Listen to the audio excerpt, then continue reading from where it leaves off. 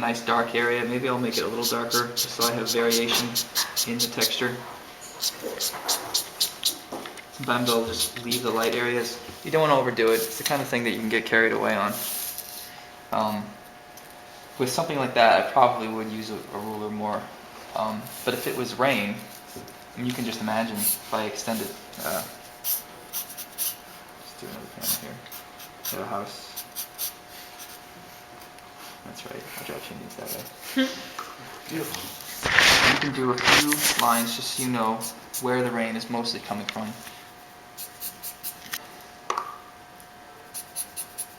The rain's a lot more organic, so it can be a little messier and it will feel like rain. But you want to think of it as falling in sheets. So I'll go real dark for certain sections. And now it almost looks like there's trees back there. There's the pen.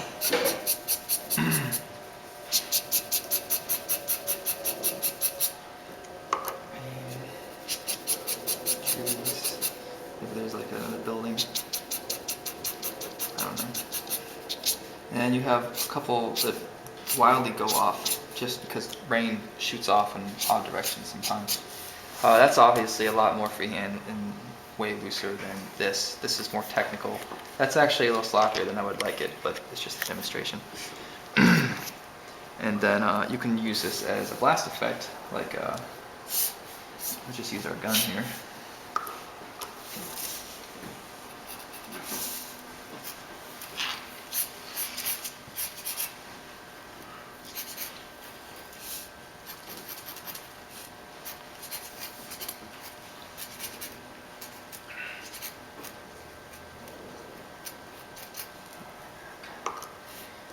What I would do with the pencil. Sorry, that's mine. I would lay out the highway, just like I did here with parallel lines in there.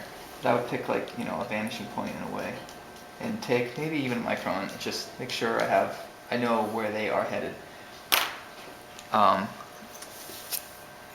Maybe even with a ruler.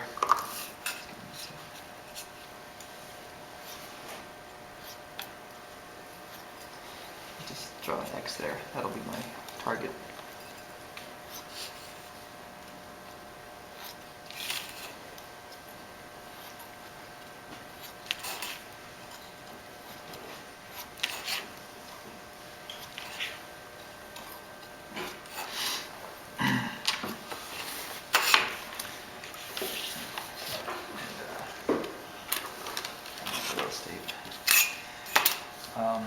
I would put a lot more of these in, but I would, just for the sake of an example, I'm going to start over here and whip them because I know that I can get thinner lines that way. And basically, as long as I don't cross any of these and make sure that the lines are sort of headed towards this X, maybe I'll even keep my finger there so I can sort of feel the target.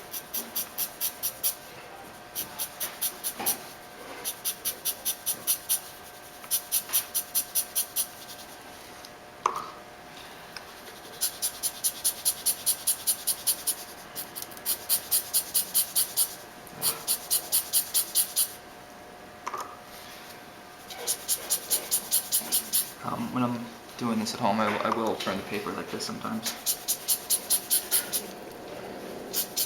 Do you ever get to the point where you start ripping it or anything? Yeah, but on purpose I'll do that. Chew it up with a razor, run a razor sideways across it to get this like skipping effect. It's good for rain. I'm going to do it the other way this time.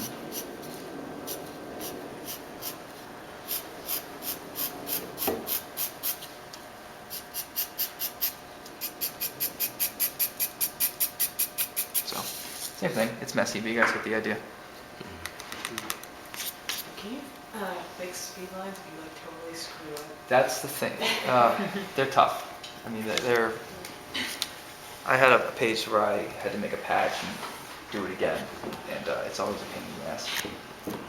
It's the thing that if you can do it the best straight out of the cannon, then do it. If there is a time to slow down, it's probably on speed lines, because I find that's when I need my quill to be sharp.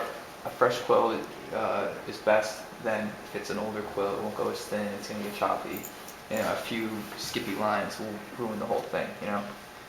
So, yeah. You can go back with white ink and fix it, but once it dries, you're now inking on plastic, and your lines are not gonna go down as thin. The reason I like the paper with tooth is, tooth paper, it's more jagged on a microscopic level. So there's less quill actually touching the paper. Half the surface area is where you really can't get it if you're going light. So your lines are going to be a lot thinner. This stuff is smooth, and a lot of it's coated with clay.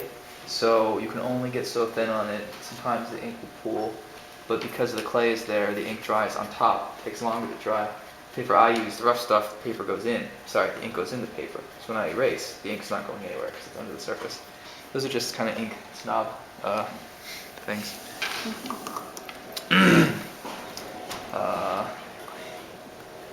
So what else can I do?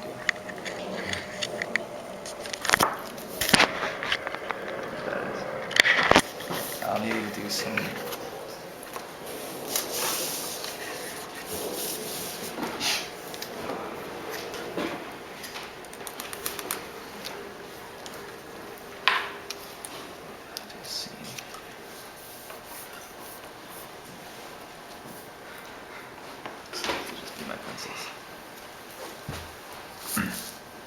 Oh shit, I don't remember.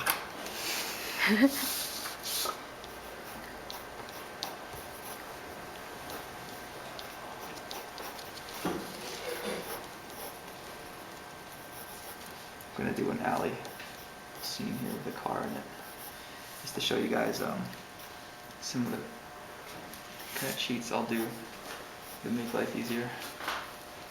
A lot of the stuff that at least I do, it's just a cheat. It's just sort of well hidden. It's not as hard as it looks for the most part. Okay.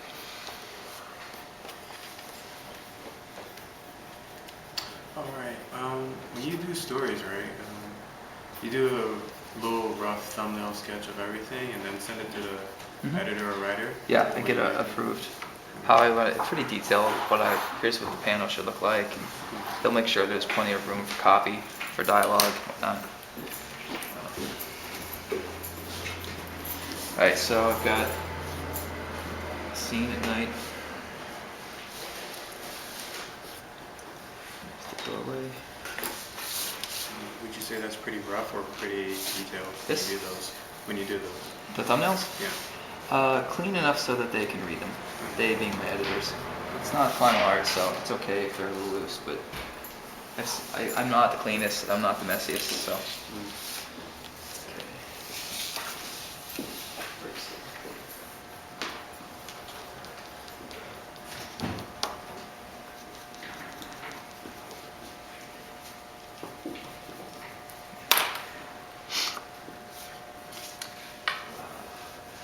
Because this is a spotlight right here, I want the texture of the bricks to get darker as I get away from here.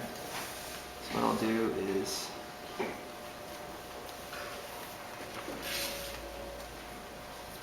get thinner and thinner as I head towards it.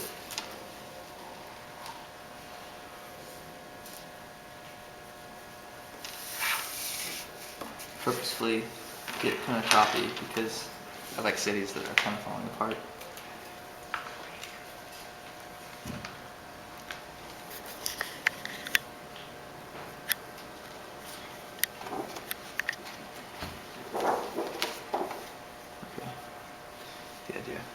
And then in the shadows, I don't want to lose the bricks entirely, so what I'll do is I'll swipe where I know the bricks would be.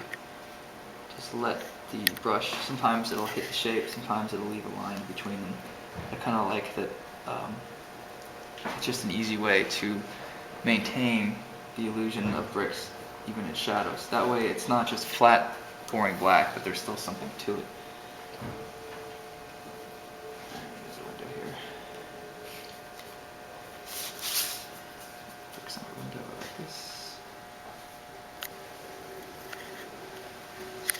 And it's okay if you screw up, especially in shadows, it's very forgiving.